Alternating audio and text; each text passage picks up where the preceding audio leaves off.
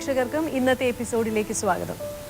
എന്ന് നിന്റെ മൊയ്തീൻ, അമർ അക്ബർ അന്തോണി എന്നീ 2 ഹിറ്റ് ചിത്രങ്ങൾക്ക് ശേഷം പൃഥ്വിരാജ് നായകനായി നമുക്ക് മുന്നിലെത്തുന്ന ഏറ്റവും പുതിയ ചിത്രമാണ് അനാർക്കലി. സച്ചി എന്ന തിരക്കഥാകൃത്ത് തിരക്കഥ എഴുതി അദ്ദേഹം തന്നെ സംവിധാനം ചെയ്യുന്ന സിനിമയാണ് അനാർക്കലി. അദ്ദേഹത്തിൻ്റെ ആദ്യത്തെ സംവിധാന സംരംഭമാണ് അനാർക്കലി എന്ന ചിത്രം. അപ്പോൾ ഈ ചിത്രത്തിൻ്റെ വിശേഷങ്ങളുമായി ഇന്ന് പൃഥ്വിരാജാണ് നമുക്ക് മുന്നിൽ ഇവിടെ ഇരിക്കുന്നത്. നമുക്ക് ചോദിച്ചറിയാം അനാർക്കലിയുടെ വിശേഷം. അപ്പോൾ ഏറ്റവും പുതിയ, ഞാൻ പറഞ്ഞതുപോലെ 2 ഹിറ്റ് സിനിമകൾ കഴിഞ്ഞ് അടുത്ത ഹിറ്റാവാൻ പോകുന്ന ഒരു സിനിമ എന്ന് തന്നെ വിശ്വസിച്ചുകൊണ്ട് ചോദിക്കുകയാണ്. അനാർക്കലി എന്ന സിനിമയുടെ ട്രെയിലർ കാണുമ്പോൾ ഒരുപാട് പ്രതീക്ഷകൾ എന്തായാലും അത് കാണുന്നവർക്കുണ്ട്. അതിൻ്റെ ഒരു വിഷ്വലിയുള്ള ഒരു എഫക്റ്റ് ആയാലും അല്ലെങ്കിൽ അതിൻ്റെ സീൻസ് കാണുമ്പോൾ, പാട്ട് കാണുമ്പോൾ എവിടെയൊക്കെ ഒരു സസ്പെൻസിങ്ങനെ ഒളിഞ്ഞു കിടക്കുന്ന ഒരു സിനിമ പോലെയാണ് തോന്നുന്നത്. അതിൽ പ്രണയമുണ്ട്, രസകരമായിട്ട് കണ്ടിരിക്കാൻ പറ്റുന്ന സിനിമ എന്നൊരു തോന്നൽ കാണുന്നവർക്ക് എല്ലാവർക്കും മനസ്സിൽ തോന്നുന്നു. പൃഥ്വിയെ എന്താണ് അനാർക്കലിയിലേക്ക് അട്രാക്ട് ചെയ്തിട്ടുള്ള ഫാക്ടർ? എനിക്കതിൻ്റെ സ്ക്രിപ്റ്റ് കുറച്ച് അൺയൂഷ്വലായിട്ട് തോന്നി. നമ്മൾ സ്ഥിരം കേൾക്കുകയോ കാണുകയോ ചെയ്യുന്ന ഒരു സിനിമ അല്ല അനാർക്കലി എന്നാണ് എൻ്റെ വിശ്വാസം. ഈ പറഞ്ഞൊക്കെ അതിലുണ്ട്. അതിൽ കുറച്ചൊരു സസ്പെൻസും ഒരു പശ്ചാത്തലത്തിൻ്റെ ഭംഗിയൊക്കെ ഉണ്ട്. പക്ഷേ അടിസ്ഥാനപരമായിട്ടൊരു ലവ് സ്റ്റോറിയാണ്. ഒരു വളരെ തീക്ഷ്ണമായ ഒരു പ്രണയത്തെക്കുറിച്ച് സംസാരിക്കുന്ന ഒരു ലവ് സ്റ്റോറിയാണ്. ഒരാളുടെ, എൻ്റെ ക്യാരക്ടറിൻ്റെ ശാന്തനുവിൻ്റെ ജീവിതത്തിലെ 11 years 11 വർഷം 12 വർഷക്കാലത്തെ ഒരു കാലഘട്ടത്തിലൂടെ കടന്നു പോകുന്ന ഒരു കഥയാണ്.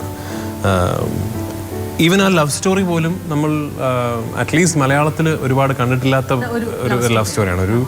ഒരു നേവൽ ബേസിൽ വെച്ച് തുടങ്ങുന്ന വളരെ കാഷ്വൽ ആയിട്ടുള്ളൊരു ഇൻഫാച്ചുവേഷൻ എന്നപോലെ തോന്നിക്കുന്ന ഒരു ബന്ധം പിന്നീട് വളർന്ന് വലുതായി ഭയങ്കര ഒരു മെച്യോർഡ് പ്രണയത്തിലേക്ക് എത്തുകയും അത് പിന്നെ ഭയങ്കര തീക്ഷ്ണമായ ഒരു ബന്ധത്തിലേക്ക് വളരുകയും ഒക്കെ ചെയ്യുന്ന അത്തരത്തിലുള്ള ഒരു ലവ് സ്റ്റോറിയാണ്. പക്ഷേ ഈ കഥ പറയുന്നത് ലക്ഷദ്വീപിൻ്റെ പശ്ചാത്തലത്തിലാണ്. അത് ഒരു കഥ എഴുതിയിട്ട് ആ പശ്ചാത്തലം തിരഞ്ഞെടുക്കുകയായിരുന്നില്ല.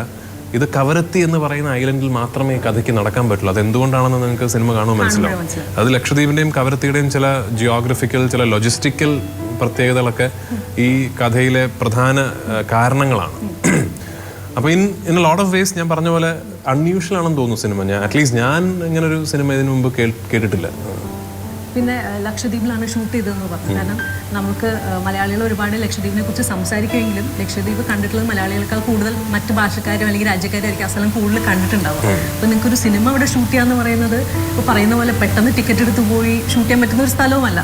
അവിടെ ഒരു ഫ്ലൈറ്റേ ഉള്ളൂ അങ്ങോട്ടേക്ക്. അധികം എല്ലാവർക്കും യാത്ര ചെയ്യാൻ പറ്റില്ല. ഒരുപാട് റെസ്ട്രിക്ഷൻസ് ഉണ്ട്. 10-12 സീറ്റേ അവർ കൊടുക്കുള്ളൂ ആ ഫ്ലൈറ്റിൽ. പിന്നെ ഇത്രയും ക്രൂ ആയിട്ട് ഒരു ഷിപ്പിൽ അങ്ങോട്ടേക്ക് ഒരു യാത്ര, അതൊരു പുതിയൊരു അനുഭവമായിരുന്നില്ലേ ശരിക്കും? തീർച്ചയായിട്ടും. ലക്ഷദ്വീപിൽ ഷൂട്ടിംഗ് പെർമിഷൻസ് കിട്ടുക എന്ന് പറയുന്നത് വളരെ ടഫാണ്. ഈ അടുത്ത കാലത്ത് പല സിനിമകളും ലക്ഷദ്വീപിൽ ഷൂട്ട് ചെയ്യാൻ പ്ലാൻ ചെയ്തിട്ട് ഒടുവിൽ അത് ആൻഡമാൻസിലും ചിലരൊക്കെ ബാങ്കോക്കിലുമൊക്കെയാണ് ഷൂട്ട് ചെയ്തിട്ടുള്ളത്. ലക്ഷദ്വീപിൽ അവസാനമായിട്ട് ഷൂട്ട് ചെയ്തിട്ടുള്ളത് 1971 രാമു കാര്യാട്ട് സാറിൻ്റെ ദ്വീപ് എന്ന് പറയുന്ന സിനിമയാണ്. പക്ഷെ അതുപോലും മിനിക്കോയിലാണ് ഷൂട്ട് ചെയ്തിട്ടുള്ളത്. മിനിക്കോയ് കുറച്ചുകൂടെ ഒരു കോസ്മോപോളിറ്റൻ, കുറച്ചുകൂടെ എത്തിപ്പെടാൻ എളുപ്പമുള്ള, കുറച്ചുകൂടെ ഒരു ഡീറെസ്ട്രിക്റ്റഡ് എന്ന് പറയപ്പെടാൻ പറ്റുന്ന ഒരു സ്ഥലമാണ്. കവരത്തി എന്ന് പറഞ്ഞാൽ ഹാർഡ് കോർ സെൻട്രൽ ലക്ഷദ്വീപാണ്. ലക്ഷദ്വീപിന്റെ തലസ്ഥാന ദ്വീപാണ്. അത്രേ ഉള്ളൂ. നമുക്കൊരു 20 മിനിറ്റ് കൊണ്ട് ഫുൾ ഐലൻഡ് കാണാൻ പറ്റും. അവിടെ ഷൂട്ടിംഗ് പെർമിഷൻസ് കിട്ടുക എന്നൊക്കെ പറഞ്ഞാൽ വളരെ ബുദ്ധിമുട്ടാണ്. ഇപ്പം ഞാൻ നേരത്തെ പറഞ്ഞ പോലെ കവരത്തിയിൽ മാത്രമേ ഈ സിനിമ ചെയ്യാനും പറ്റുള്ളൂ. അതിൻ്റെ പെർമിഷൻസ് ഒക്കെ വാങ്ങിച്ചെടുത്തത് രാജീവ് നായർ എന്ന് പറഞ്ഞ നമ്മുടെ നിർമ്മാതാവിൻ്റെ ഭയങ്കരമായ ഒരു മിടുക്കും അതിനേക്കാൾ ഹാർഡ് വർക്കും ഉണ്ട്. അത് രാജീവ് ഇല്ലെങ്കിൽ ഈ സിനിമ നടക്കില്ലായിരുന്നു. പക്ഷേ അവിടെ എത്തിക്കഴിഞ്ഞതിന് ശേഷം ഇതിനൊക്കെ വിപരീതമായിട്ടാണ് ഞങ്ങളുടെ അനുഭവം. ഇത്രയും ഞങ്ങളെ സഹായിക്കുകയും ഞങ്ങളോട് സഹകരിക്കുകയും ചെയ്ത മറ്റൊരു ജനത ഒരു ഷൂട്ടിംഗ് ലൊക്കേഷനിൽ എനിക്ക് അനുഭവപ്പെട്ടിട്ടില്ല. കാരണം ഈ ഷൂട്ടിംഗ് പിന്നീട് നടത്തിയത് ഞങ്ങളല്ല, അവിടുത്തെ ആൾക്കാരാണ്. എനിക്ക് തോന്നുന്നു അത് ഫോർ എക്സാമ്പിൾ ഇതിലെ ആ ഒരുത്തി അവളൊരുത്തി എന്ന് പറയുന്ന പാട്ടിന് അതെ ഞങ്ങൾക്കൊരു 500 മുതൽ 1000 ആൾക്കാർ ആവശ്യമുണ്ട് ആ സ്റ്റേജിന്റെ ഫ്രണ്ടിലുള്ള സ്പേസ് ഫില്ല് ചെയ്യണമെങ്കിൽ. അപ്പൊ ഇവിടുത്തെ പോലെ ഏതെങ്കിലും ഒരു ജൂനിയർ ആർട്ടിസ്റ്റ് സപ്ലയറിന് പൈസ കൊടുത്ത് അദ്ദേഹം അങ്ങനെ ആൾക്കാരെ അവിടെ കിട്ടില്ലല്ലോ. പിന്നെ കൊച്ചിയിൽ നിന്ന് ആൾക്കാരെ എത്തിക്കാൻ പറ്റില്ല. അപ്പൊ ഞങ്ങൾ ചെയ്തത് ഒരു പെട്ടി ഓട്ടോയിൽ ഒരു സ്പീക്കർ വെച്ച് കെട്ടി കവരത്തി ഐലൻഡിൽ 2 റൗണ്ട് ഓടിച്ചിട്ട് ഞങ്ങൾ അനൗൺസ് ചെയ്തു, ഇങ്ങനെ ഒരു സിനിമയുടെ ഒരു സീൻ എടുക്കാൻ ഇത്രയും ആൾക്കാരുടെ ആവശ്യമുണ്ട്, നിങ്ങളൊക്കെ വന്ന് സഹകരിച്ചില്ലെങ്കിൽ ആ സീൻ നമുക്ക് കൊച്ചിയിൽ ചീറ്റ് ചെയ്തെടുക്കേണ്ടി വരും, പിന്നീട് കൊച്ചിയിൽ അത് എടുക്കേണ്ടി വരും, സഹകരിച്ചാൽ വലിയ ഉപകാരമായിരുന്നു എന്ന് പറഞ്ഞു. 2000-ൽ കൂടുതൽ ആൾക്കാർ വന്നു. കിലോമീറ്റർ ഉള്ള ഒരു സ്ഥലത്തിൽ 13,000 ആൾക്കാർ താമസിക്കുന്നുണ്ട് അവിടെ. ഇറ്റ്സ് ലക്ഷദ്വീപിനെ സംബന്ധിച്ചിടത്തോളം it's A densely populated place. അപ്പോൾ ആദ്യത്തെ ദിവസം അവർ വന്നപ്പോൾ ഞങ്ങൾ അനൗൺസ് ചെയ്തു, ഞങ്ങൾക്കൊരു സഹായം വേണം, നിങ്ങൾ എല്ലാവരും ഇതേ ഡ്രസ്സ് ഇട്ട് നാളെ വീണ്ടും വരണം. കാരണം ഞങ്ങൾ എക്സ്പ്ലെയിൻ ചെയ്യണം സിനിമയുടെ കണ്ടിന്യൂറ്റിയെ കുറിച്ചൊക്കെ. അവർ അതേ ഡ്രസ്സ് ഇട്ട് വീണ്ടും വന്നു. അപ്പോൾ അങ്ങനെ ഞങ്ങളോട് സഹകരിച്ച ആൾക്കാരാണ്. പിന്നീട് അതുമാത്രമല്ല, ഷൂട്ടിംഗ് ദിവസങ്ങളിൽ എനിക്ക് ഒരു ദിവസം പോലും ഓർമ്മയില്ല ഒരു നേരത്തെ ഭക്ഷണമെങ്കിലും അവിടുത്തെ ഏതെങ്കിലും ഒരു വീട്ടിൽ നിന്ന് വരാതിരുന്നൊരു ദിവസം എനിക്ക് ഓർമ്മയില്ല. അപ്പം ഭയങ്കരമായിട്ട് ഞങ്ങളെ സ്നേഹിക്കുകയും ഞങ്ങളോട് സഹകരിക്കുകയും ചെയ്തൊരു ജനത കവരത്തി ദ്വീപിൽ, ലക്ഷദ്വീപിലുണ്ടായിരുന്നു. അവർക്കും കൂടി അവകാശപ്പെട്ടതാണ് ഈ സിനിമ. ശരിക്കും അവർക്കൊരു പുതിയ എക്സ്പീരിയൻസ് ആയിരിക്കാം ഒരു സിനിമയുടെ ഷൂട്ടിംഗ്. തീർച്ചയായിട്ടും അവരിൽ ഒരു 99% ആൾക്കാരും ഇന്ന് വരെ ഒരു സിനിമ ഷൂട്ടിംഗ് കണ്ടിട്ടില്ല. കുറച്ച് പേർ എറണാകുളത്തൊക്കെ വന്നപ്പോൾ കണ്ടിട്ടുണ്ടെന്നുള്ളതല്ലാതെ അതിലൊരു 99% ആൾക്കാരും ആദ്യമായിട്ടാണ് ഒരു സിനിമ ഷൂട്ടിംഗ് കാണുന്നത്. പിന്നെ അങ്ങനെ ഒരു റെസ്ട്രിക്റ്റഡ് ഏരിയയിലുള്ള ഷൂട്ടിംഗ് ഒന്നും ആയിരുന്നില്ല. ഞങ്ങൾ കവരത്തിയുടെ റോഡുകളിലും കവരത്തിയുടെ റോഡ് സൈഡുകളിലും ഒക്കെയാണ് ഷൂട്ട് ചെയ്തത്. അപ്പോൾ എനിബഡി ഈസ് വെൽക്കം. പിന്നെ ഒരു ഗുണമുള്ളത്, ഇപ്പോൾ ഞങ്ങൾ പറയാണ്, അവിടുന്ന് നിങ്ങൾ ഇത്രയും കടകളിൽ നിന്ന് ആൾക്കാർ മാറണം, ഇവിടുന്ന് ഒരു 500 പേര് മാറണം എന്ന് പറഞ്ഞാൽ ഞങ്ങൾ ആരും പേരൊന്നും പറയണ്ട. ഒരു 2 മിനിറ്റ് കൊണ്ട് ഏരിയ ക്ലിയർ ആണ്. അപ്പോൾ അത് ഭയങ്കരമായിട്ട് ഞങ്ങളോട് സഹകരിച്ചു. ഇന്ന് ഇല്ല, അവിടെ ഒരു സിനിമയും റിലീസ് ചെയ്തിട്ടില്ല. ഇന്ന് വരെ അവിടെ ഒരു സിനിമ കാണിച്ചിട്ടില്ല. അവിടുത്തെ ആൾക്കാർ സിനിമ കാണുന്നത് DVD-കളിലും പിന്നീട് ഇന്റർനെറ്റിലുമൊക്കെയാണ്. അവിടെ തിയേറ്ററിൽ പോയി സിനിമ കാണാൻ അവർക്ക് കൊച്ചിയിൽ വരണം.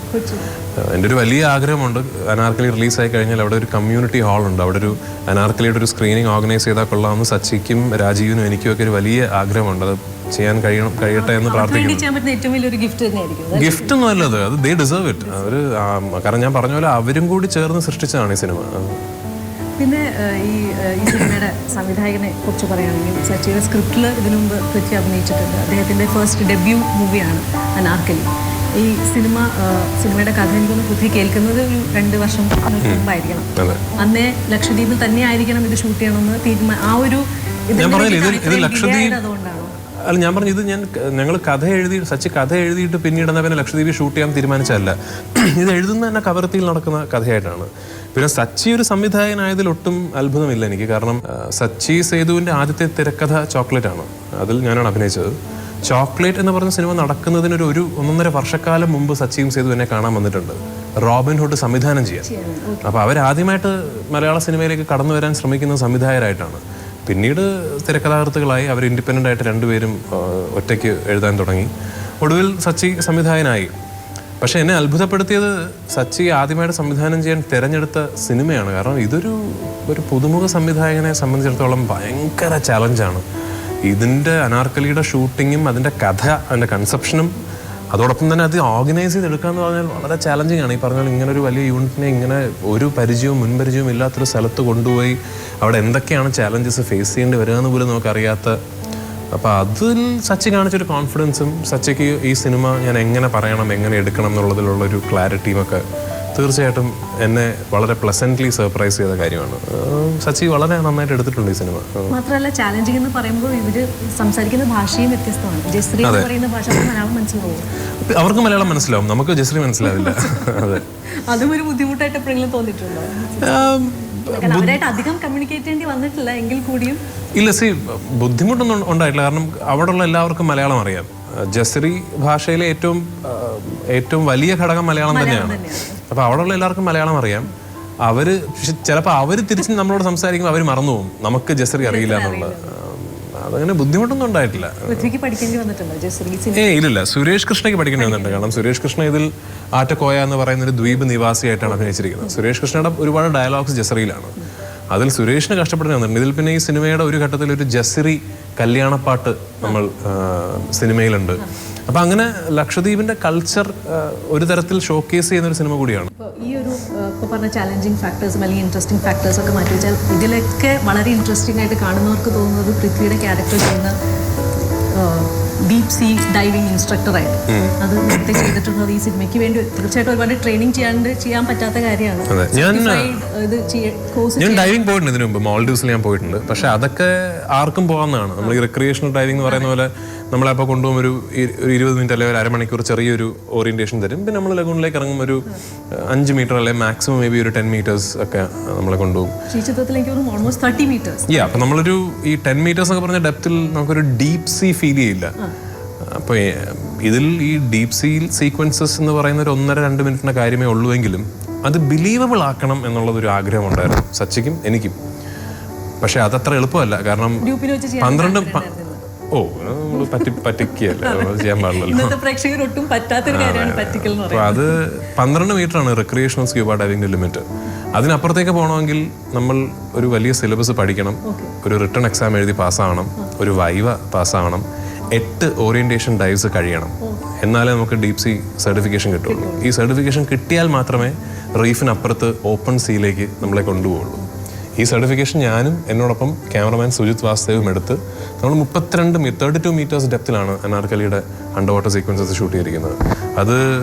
അതിൽ അഭിനയിച്ചിരിക്കുന്ന ഞാൻ തന്നെയാണ്, അത് ഷൂട്ട് ചെയ്തിരിക്കുന്ന സുജിത് വാസുദേവ് തന്നെയാണ്. അതെ അതെ അത് നമ്മൾ ലഗൂണിൽ ഡൈവ് ചെയ്യുന്നതും റീഫിനപ്പുറത്ത് ഓപ്പൺ സീൽ ഡൈവ് ചെയ്യുന്നതും തമ്മിൽ വലിയ വ്യത്യാസമുണ്ട്. അത് ഞാൻ പറയുമ്പോൾ ഡൈവ് ചെയ്തിട്ടുള്ള ആൾക്കാർക്ക് അറിയാം. No, I'm not an instructor. I'm a qualified diver. ഇനി ലോകത്ത് എവിടെ പോയാലും എനിക്കൊരു പാഡിയുടെ ഒരു കാർഡുണ്ട്. ആ കാർഡ് കാണിച്ചാൽ I can go dive in open sea, deep സീയിൽ പോവാം. എനിക്ക് വീണ്ടും ഈ ട്രെയിനിങ് ഒന്നും എടുക്കേണ്ട കാര്യമില്ല. ഡെഫിനറ്റ്ലി അത് ഞാനൊരു അനാർക്കലിയുടെ ഷൂട്ടിംഗ് സമയത്ത് എനിക്ക് തോന്നുന്നു ഓൾമോസ്റ്റ് ഒരു 20 to 25 ഡൈവ്സ് ഞാൻ ചെയ്തിട്ടുണ്ട്. Every time you discover something new. പക്ഷെ വൺ തിങ് റിമെയിൻസ് കോമൺ. ഓരോ പ്രാവശ്യം പോകുമ്പോഴും യു റിയലൈസ് എന്ത് ചെറുതാണ് നമ്മുടെ ലോകമെന്ന്. കാരണം ഈ ഭൂമിയുടെ 4/1 മാത്രമേ നമ്മുടെ കയ്യിലുള്ളൂ, ബാക്കി അപ്പോൾ നമ്മളെ ലോകത്തിനേക്കാൾ 3 ഇരട്ടി വലുപ്പമുള്ളൊരു ലോകം നമ്മൾ അറിയാത്തത് ഉണ്ട് എന്നുള്ള ഒരു ഭാവം നമുക്ക് നന്നായി ഒരു ധാരണ നന്നായിട്ട് കിട്ടും. അത് നല്ലതാ. ഇപ്പോൾ സിനിമയുടെ സ്ക്രിപ്റ്റ് കേട്ടപ്പോൾ എന്തെങ്കിലും ഒരു എക്സ് ഫാക്ടർ, ഒരു എക്സൈറ്റിംഗ് ഫാക്ടർ തീർച്ചയായിട്ടും ഉണ്ടാവും. അതായിരിക്കും നമ്മളെ ആ സിനിമ ചെയ്യാൻ ആകർഷിക്കുന്നത് അല്ലെങ്കിൽ ചെയ്യാനുള്ള തീരുമാനം എടുപ്പിക്കുന്ന അത്തരം ഒരു എക്സ് ഫാക്ടർ ആയിരിക്കും. ഈ ഡൈവിംഗ് ഇൻസ്ട്രക്ടർ എന്നുള്ളതായിരുന്നു അതിനകത്ത് മെയിൻ. ഒരിക്കലും അല്ല. ഇത് ലവ് സ്റ്റോറിയാണ്. എനിക്ക് ഇതിനകത്ത് ലവ് സ്റ്റോറി ഇഷ്ടപ്പെട്ടു. ഭയങ്കര ബിലീവബിൾ ആയിട്ടുള്ള എന്നാൽ അൺയൂഷ്വൽ ആയിട്ടുള്ള ഒരു ലവ് സ്റ്റോറി ഉണ്ട്. ഇതിലെ ഈ 2 കഥാപാത്രങ്ങളും, ശാന്തനുവിൻ്റെയും നാദിറയുടെയും കഥാപാത്രങ്ങളുണ്ട്. ഇവരുടെ ജേണി ഭയങ്കര രസമാണ്. ഇവർ ലൈഫിലെ ഓരോ ഘട്ടങ്ങൾ കഴിയുന്നോറും ഇവരുടെ ആറ്റിറ്റ്യൂഡ്, ഇവരുടെ തന്നെ പ്രണയത്തിനോടുള്ള ഇവരുടെ ഒരു മാനസികാവസ്ഥ മാറുന്നതും പരസ്പരം ഇവരുടെ ബന്ധം എങ്ങനെ ഇവോൾവ് ആകുന്നൊക്കെ ഉള്ളത് ഭയങ്കര ഞാൻ നേരത്തെ പറഞ്ഞ പോലെ അറ്റ്ലീസ്റ്റ് എൻ്റെ കരിയറിൽ ഞാൻ ഇതിനു മുമ്പ് കേട്ടിട്ടില്ലാത്ത ഒരു ഇതാണ്. ഇതിലെ ഒരു ട്രെയിലർ അല്ലെങ്കിൽ നമ്മൾ കാണുമ്പോൾ പാട്ട് കാണുമ്പോൾ ഒരു ഭയങ്കര ഹാൻസം ആയിട്ടുള്ള ഒരു നേവൽ ഓഫീസർ ലുക്കാണ്. പിന്നെ ഒരു പ്രേമനൈരാശ്യം പോലെ അല്ലെങ്കിലും ഒരു താടിയൊക്കെ വെച്ചിട്ടൊരു ലുക്ക്. അപ്പോൾ ഒരു 11 ഇയേഴ്സിന്റെ കഥയാണ് പറയുന്നതെന്ന് പറഞ്ഞൊരു നായകൻ. അപ്പോൾ എത്ര കാലഘട്ടങ്ങൾ ശരിക്കും കാണിക്കുന്നത് ഇയാളെ നമ്മൾ പല ഘട്ടങ്ങളിലായിട്ട് ഇയാളുടെ ജീവിതത്തിലെ 3 സമയങ്ങളിൽ ഇയാളെ നമ്മൾ കാണുന്നുണ്ട്. ഇതിൻ്റെ ലീനിയറായിട്ട് കഥ പറയുകയാണെങ്കിൽ നമ്മൾ ശാന്തനുവിനെ ആദ്യം കാണുമ്പോൾ ഇയാൾ കൊച്ചിൻ നേവൽ ബേസിൽ പോസ്റ്റ് ചെയ്യപ്പെട്ടിരിക്കുന്ന ഒരു സബ് ലെഫ്റ്റനൻ്റ് ആണ്. പിന്നീട് വർഷങ്ങൾക്ക് ശേഷം ഇയാൾ ആലപ്പുഴ സ്പോർട്സ് ഡിവിഷനിൽ വർക്ക് ചെയ്യുന്ന ഒരു ഉദ്യോഗസ്ഥനായിട്ട് ഇയാൾ നമ്മൾ ഒന്നുകൂടെ കാണും. അവസാനം നമ്മൾ ഇയാളെ കാണുന്നത് ലക്ഷദ്വീപിൽ കവരത്തി സ്പോർട്സ് ഡിവിഷനിലെ ഡീപ് സീ ഡൈവിംഗ് ഇൻസ്ട്രക്ടറായിട്ട് ചാർജ് എടുക്കുന്ന ശാന്തനുമായിട്ടാണ്. അപ്പോൾ ഈ 3 ഘട്ടങ്ങളിലും നമ്മൾ ശാന്തനുവിനെ പരിചയപ്പെടും. ഈ 3 ഘട്ടങ്ങളിലും ഇയാളുടെ പ്രണയകഥയും 3 പ്രത്യേക ഒരു അവസ്ഥയിലാണ്. തീർച്ചയായിട്ടും ഇതിനകത്തൊരു ഞങ്ങൾ പ്രതീക്ഷിക്കേണ്ട ഒരു ത്രില്ലർ പാട്ടുണ്ട് സിനിമയിൽ. ത്രില്ലർ ഒന്നുമില്ല, ഇറ്റ്സ് നോട്ട് സസ്പെൻസ് ഉണ്ട് സിനിമയിൽ. അല്ല, ഒരു അന്വേഷണവും ഒരു അറിയില്ല എന്താണ് എങ്ങനെയാണെന്ന് അറിയാത്തതിൻ്റെ ഒരു ആങ്സൈറ്റിയും ഒക്കെ സിനിമയിലുണ്ട്. പക്ഷേ at the end of it all it's A love story, അത്രേ ഉള്ളൂ. ഒരു പ്രണയകഥ തന്നെയാണ്. ലക്ഷദ്വീപിലാണ് മെയിൻ പാട്ട് ഷൂട്ട് ചെയ്തിരിക്കുന്നത്. കഥ കുറച്ചൊക്കെ പറഞ്ഞപ്പോൾ വേറെ ഏതൊക്കെ ഭാഗങ്ങളിൽ ശരിക്കും ഷൂട്ട് ചെയ്യുന്നത്? ലക്ഷദ്വീപ്, കൊച്ചിൻ, ഹൈദരാബാദ്, ലക്നൗ, വാഗമൺ, ഇങ്ങനെ പല സ്ഥലങ്ങളിലായിട്ടാണ് ഷൂട്ട് ചെയ്തത്. ഏറ്റവും കൂടുതൽ നടന്നിട്ടുള്ളത് ലക്ഷദ്വീപ്. അതെ. പിന്നെ ഈ സിനിമയെക്കുറിച്ച് കൂടുതൽ പ്രേക്ഷകർക്ക് അറിയാൻ വേണ്ടി എടുത്ത് പറയുകയാണെങ്കിൽ ഒരു പ്രത്യേകത 5 സംവിധായകർ അഭിനയിച്ചിരിക്കുന്നു ഈ സിനിമയിൽ. അതും എല്ലാവരും അവരുടേതായ മാർക്ക് മലയാള സിനിമയിൽ അല്ലെങ്കിൽ ഇന്ത്യൻ സിനിമയിൽ അവരുടേതായ മാർക്ക് സൃഷ്ടിച്ചിട്ടുള്ള സംവിധായകരാണ്. അപ്പോൾ ഇത്തരം ഒരു കൂട്ടായ്മ കാണുമ്പോൾ ശരിക്കും നമ്മളിപ്പോൾ ഒരു പ്രേക്ഷകർ എന്ന നിലയിൽ അല്ലെങ്കിൽ ഒരു ഓഡിയൻസ് എന്ന നിലയിൽ നമ്മൾ കേൾക്കുന്ന കുറേ ഗോസിപ്പുകളുണ്ട്. ഈ സംവിധായകൻ ആ സംവിധായകനോട് അങ്ങനെയാണ് ഇങ്ങനെയാണെന്നൊക്കെ. പക്ഷെ അത്തരം ഒരു ഈഗോസും ഒന്നും ഇല്ലാതെ എല്ലാവരെയും ഒരു ഫ്രെയിമിൽ കാണുമ്പോൾ ഇതാണ് സത്യം അല്ലെങ്കിൽ ഇതിലാണ് നമ്മൾ കൂടുതൽ വിശ്വസിക്കേണ്ട എന്നൊരു നല്ലൊരു എന്താ പറയാ, നമ്മളെല്ലാവരും അങ്ങനെയാണ് എല്ലാവരും പോസിറ്റീവായിട്ട് ചിന്തിക്കേണ്ടതെന്ന് കൂടി തോന്നും അത് കാണുമ്പോൾ. അതൊരു ചോദ്യം എനിക്ക് മനസ്സിലായില്ല, പക്ഷെ എന്നാലും ഞാൻ ഒരു റിമാർക്ക് ചെയ്യാൻ പറയാം. പക്ഷെ ഈ നമ്മൾ ഈ ഇത് ആക്ച്വലി കാസ്റ്റിംഗ് കഴിഞ്ഞ് ഷൂട്ടിംഗ് ഒക്കെ തീരാറായപ്പോഴാണ് നമ്മൾ തന്നെ ഇതിൽ 5 പേരുണ്ടല്ലോ എന്ന്. നമ്മൾ 5 സംവിധായകരെ ഉൾപ്പെടുത്താൻ വേണ്ടി കാസ്റ്റ് ചെയ്തതല്ല ആക്ച്വലി. ഞങ്ങൾ ഇവർ ചെയ്ത റോൾസിന് വേണ്ടി പല ആക്ടേഴ്സിന്റെ പേരുകളും ഡിസ്കസ് ചെയ്ത് അതിൽ നിന്ന് ഇങ്ങനൊരു പേര് വന്ന് അവരെ വിളിച്ച് അവർ അവൈലബിൾ ആയി അങ്ങനെ വന്നതാണ്. ഒടുവിലാണ് അയ്യോ ശരിയാണല്ലോ ഇതിൽ മധുപാൽ, VK പ്രകാശ്, രഞ്ജി പണിക്കർ, ശ്യാമപ്രസാദ്, മേജർ രവി ഇവർ 5 പേരും ഡയറക്ടേഴ്സ് ആണല്ലോ എന്നുള്ളത് പിന്നീടാണ് നമുക്ക് തന്നെ ബോധം ഉണ്ടാകുന്നത്. പക്ഷേ 5 പേരും വളരെ ഇമ്പോർട്ടൻറ്റ് ക്യാരക്ടേഴ്സാണ് ചെയ്തിരിക്കുന്നത്. 5 പേരും എന്താ പറയുക വളരെ നന്നായിട്ട് ചെയ്തിട്ടുണ്ട്. ഇതിൽ മധുപാൽ ഓഫ് കോഴ്സ് ഒരു ആക്ടറാണ്, രഞ്ജി പണിക്കറും ഇപ്പോൾ ഒരു ആക്ടറാണ്, VK പ്രകാശ് ഒരു ആക്ടറാണ്, അതെനിക്ക് അറിയാം. ടു എൻ എക്സ്റ്റെൻറ്റ് മേജർ രവിയും ഒരു ആക്ടറാണ്. മേജർ രവിയേട്ടൻ ഇതിനു മുമ്പ് അഭിനയിച്ചിട്ടുണ്ട്. ശ്യാമപ്രസാദ് ഒരു ആക്ടറാണ്, പക്ഷെ എന്നെ സർപ്രൈസ് ചെയ്ത ശ്യാമപ്രസാദാണ്. കാരണം ശ്യാമേട്ടൻ്റെ ഇൻട്രൊഡക്ഷൻ തന്നെ ഒരു കവാലി സോങ് പാടുന്നതായിട്ടൊക്കെയാണ്. അപ്പം അത് ഞാൻ ചോദിച്ചു സച്ചി അത് കുഴപ്പമാകുമോ, പക്ഷെ ശ്യാമേട്ടൻ ഞെട്ടിച്ച് കളഞ്ഞു. നമ്മളെ ഭയങ്കര രസമായിട്ട് ആ സോങ് ഇപ്പോൾ യൂട്യൂബിലുണ്ട്, റിലീസ് ചെയ്തിട്ടുണ്ട്. അപ്പോൾ അത് കാണുമ്പോൾ ശരിക്കും നമുക്ക് തോന്നും ഇയാള് കവാലിയൊക്കെ പാടുന്ന ഒരാളാണ് എന്ന്. അതെ, അത് ആ പാട്ടിൽ മാത്രമല്ല ഒരു വളരെ നിർണായകമായ ഒരു ക്യാരക്ടറാണ്. ഒരു കൊച്ചിൻ നേവൽ ബേസിലെ ഒരു കമഡോർ മാധവൻ നായർ എന്ന് പറയുന്ന ഒരു മലയാളി കമഡോറിന്റെ ക്യാരക്ടർ കൂടിയാണ് ചെയ്തിരിക്കുന്നത്. ശ്യാമേട്ടൻ വളരെ നന്നായിട്ട് ചെയ്തിട്ടുണ്ട്. Very good in the role. നേരത്തെ ചോദിച്ചത് പറഞ്ഞല്ല, അപ്പൊ എല്ലാ ഡയറക്ടേഴ്സും നല്ലൊരു റാപ്പ് കൊണ്ട് എല്ലാവരും നല്ല സൗഹൃദം സൂക്ഷിക്കുന്നവരാണെന്നല്ല. തീർച്ചയായിട്ടും അങ്ങനെ ഈഗോ ഒന്നും അങ്ങനെ ഒരു ഇതൊന്നും അറ്റ്ലീസ്റ്റ് എൻ്റെ സിനിമകളിൽ എനിക്ക് അനുഭവപ്പെട്ടിട്ടില്ല. എൻ്റെ സിനിമകളെല്ലാം ചെയ്യുന്നത് നമ്മളെല്ലാവരും ടീമായിട്ടാണ്. അത് നടനും സംവിധായകനും തിരക്കഥാകൃത്തും ക്യാമറമാനും പ്രൊഡക്ഷൻ ബോയ് അങ്ങനെ നമ്മൾ എല്ലാവരും ഒരു കാര്യത്തിന് വേണ്ടി വർക്ക് ചെയ്യുന്ന ആൾക്കാരാണ്. അത് അവിടെ പ്രൊഡക്ഷൻ്റെ ചായ ഉണ്ടാക്കുന്ന ആളാണെങ്കിലും ഷോട്ട് വയ്ക്കുന്ന ക്യാമറമാൻ ആണെങ്കിലും നമ്മളെല്ലാം വർക്ക് ചെയ്യുന്ന ആ ഒരു സിനിമയ്ക്ക് വേണ്ടി തന്നെയാണല്ലോ. അങ്ങനെ കണ്ടാൽ മതി. പിന്നെ ഈ ചിത്രത്തിൽ ബിജു മേനോനോടൊപ്പം ഒരുപാട് വർഷങ്ങൾക്ക് ശേഷമാണ് വീണ്ടും അഭിനയിക്കുന്നത്. എങ്ങനെയുണ്ടായിരുന്നു? ബിജു ചേട്ടൻ്റെ കൂടെ ഞാൻ ഇതിനു മുമ്പ് സിനിമകൾ ചെയ്തിട്ടുണ്ടെങ്കിലും ഇതുപോലൊരു ഗിവ് ആൻഡ് ടേക്ക് ആവശ്യമുള്ള 2 കഥാപാത്രങ്ങളിൽ ഞങ്ങൾ ഒരുമിച്ചൊരു സിനിമയിൽ വന്നിട്ടില്ല. ഈ സിനിമയിൽ ഇനിയിപ്പോൾ കണ്ടിട്ട് ഞാൻ നന്നായിട്ടുണ്ടെന്ന് പറയുന്നുണ്ടെങ്കിൽ അതിനൊരു വലിയ ക്രെഡിറ്റ് ബിജു ചേട്ടനോ. ഈ കഥാപാത്രങ്ങൾ ഒരുമിച്ചാണ് ഈ യാത്ര. ഈ 11 വർഷക്കാലം ഇവർ ഒരുമിച്ചാണ്. ഇടയ്ക്ക് ചില സംഭവങ്ങളാൽ ഇവർ ഒരുമിച്ച് ഒരുപോലെ ബാധിക്കപ്പെടുകയും അവിടുന്ന് ഇവരുടെ വഴികൾ വേർപിരിയുകയും ചെയ്ത് പിന്നീട് വർഷങ്ങൾക്ക് ശേഷം ഇവർ ഒന്നുകൂടി കണ്ടുമുട്ടുന്നിടത്താണ് ഈ സിനിമ തുടങ്ങുന്നത്, ഇതിൻ്റെ കഥ തുടങ്ങുന്നത്. അപ്പോൾ അത് ബിജു ചേട്ടനും ഞാനും തമ്മിലുള്ളൊരു കെമിസ്ട്രി വർക്കബിൾ ആകണം, എന്നാൽ മാത്രമേ ഈ സിനിമ ഈ തിരക്കഥ ബോധ്യപ്പെടുകയുള്ളൂ. അതിലൊരു വലിയ പങ്ക് ബിജു ചേട്ടനാണ്. ബിജു ചേട്ടനേക്കാൾ സീനിയർ ആക്ടറാണ്. ഓഫ്കോഴ്സ് നല്ല നടനാണ്, ഞാൻ പറയേണ്ട കാര്യമില്ല, നല്ല നടനാണ്. ബിജു ചേട്ടൻ തന്നെ ഒരുപാട് ഘട്ടങ്ങളിൽ ഗൈഡ് ചെയ്തിട്ടുണ്ട്. നീ അത് ഇങ്ങനെ ചെയ്യും, നീ പറ്റി അത് ഇങ്ങനെ പറ എന്നൊക്കെ പറഞ്ഞിട്ട് ഒരുപാട്. പിന്നെ ഈ ഇതിൻ്റെ ഒരു ഇത്രയും തീക്ഷ്ണമായ സോബറായ സീരിയസ് ആയ ഒരു പ്രണയ കഥയുടെ ഒരു ലൈറ്റർ ആംഗിളാണ് ബിജു ചേട്ടൻ്റെ സക്രിയ എന്ന് പറഞ്ഞ ലെഫ്റ്റനന്റ്. അപ്പോൾ എല്ലാ തരത്തിലും ബിജു ചേട്ടൻ ഒരു ഭയങ്കര അസറ്റാണ് ഈ സിനിമയ്ക്ക്. അതേപോലെ തന്നെ state award winner Sudev Nair ഈ ചിത്രത്തിൽ സുദേവിന്റെ ക്യാരക്ടറും വളരെ ഇമ്പോർട്ടന്റ്. സുദേവിന്റെ ക്യാരക്ടറിനെ പറ്റി എനിക്ക് ഒരു ഷൂട്ടിംഗിന്റെ ഇടയ്ക്ക് ആയിരിക്കണം അറിഞ്ഞിരിക്കുന്നത്. അതെ, ഈ സിനിമയുടെ ഷൂട്ടിംഗ് തുടങ്ങിയതിന് പിന്നെയാണ്. അൺഫോർച്ചുനേറ്റ്ലി സിനിമയുടെ ഷൂട്ടിംഗ് കഴിഞ്ഞതിന് ശേഷമാണ് സുദേവിന് നാഷണൽ അവാർഡ് കിട്ടിയത്, ഐ മീൻ സ്റ്റേറ്റ് അവാർഡ് കിട്ടുന്നത്. പക്ഷേ അതിനുശേഷം ഒരു ദിവസത്തെ പാച്ച് വർക്ക് ഉണ്ടായിരുന്നു. അപ്പോൾ അന്ന് ഞങ്ങൾ ലൊക്കേഷനിൽ അത് സെലിബ്രേറ്റ് ചെയ്തു. Sudev is a very good actor. സുദേവിന്റെ ക്യാരക്ടറിനെ പറ്റി എനിക്ക് ഒരുപാട് പറയാൻ പറ്റില്ല. അപ്പോൾ അതൊരു സസ്പെൻസ് ആണ്. പിന്നെ ഏതൊക്കെ ക്യാരക്ടേഴ്സാണ് ഞങ്ങൾ ശരിക്കും പ്രതീക്ഷയോടെ കണ്ടിരിക്കേണ്ടത്? ഇതിലെ നായിക പ്രിയൽ ഗൗർ എന്ന് പറയുന്ന ഒരു നോർത്ത് ഇന്ത്യൻ കുട്ടിയാണ്. നോർത്ത് ഇന്ത്യൻ ആയിട്ട് തന്നെയാണ് അഭിനയിച്ചിരിക്കുന്നത്.